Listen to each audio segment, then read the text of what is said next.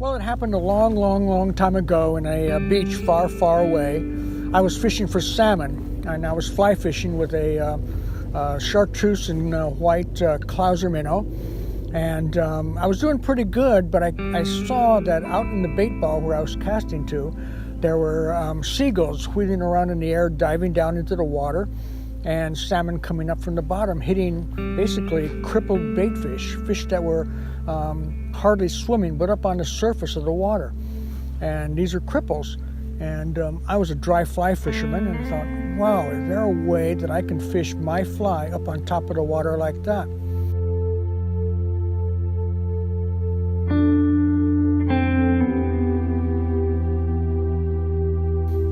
So I went home that evening and I searched around to a couple of fly shops and found that one of the shops was selling these little tiny closed cell styro foam popper heads, and they were pre-drilled, so you were able to pass a leader down through the head, tie it to your fly, and make any fly basically float on the surface.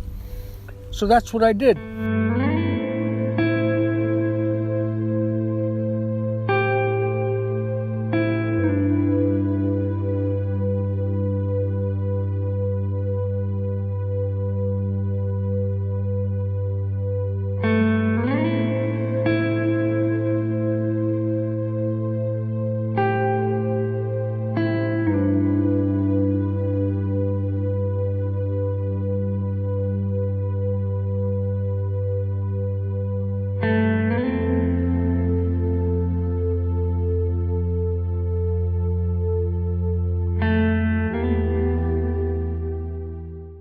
And I went back a couple of days later and I fished the same beach, and the coho were there again feeding on the bait fish, and it was just crazy. I couldn't believe how much fun that was.